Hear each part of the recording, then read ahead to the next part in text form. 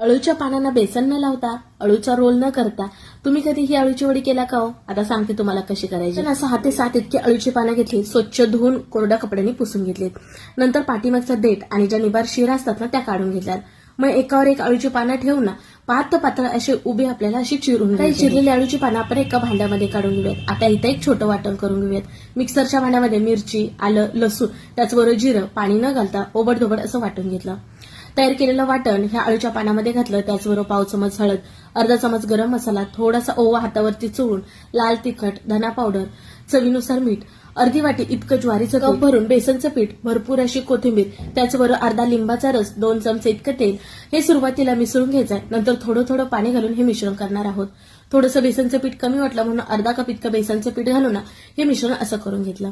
आता एका ताटाला तेल लावून घेतलं. तयार केलेलं आपण हे मिश्रण आहे ना ह्या ताटावरती थापून घ्यायचं. वरून थोडेसे तीळ भुरभुरून घ्यायचे. तीळ सुद्धा चमच्याने असे थापून घ्यायचे म्हणजे हे चिटकले जातात. तर गॅसवरती कढईमध्ये अगोदरच पाणी उकळायला ठेवलं होतं. हे ताट ठेवून वरती झाकण ठेवून 10 ते 12 मिनिटाची वाफ काढली. नंतर सुरी घालून चेक करायचं. सुरी क्लीन आली म्हणजे हे तयार झाले समजायचं. आपण थंड झाल्यानंतर आवडीप्रमाणे वड्या पाडायच्या. नंतर गरम तेलामध्ये ह्या वड्या सोडून छान कुरकुरीत होईपर्यंत तळून घ्यायच्या. वडी करायचं म्हणलं की बरंच झंझटचं आणि वेळ खाऊ काम वाटतं.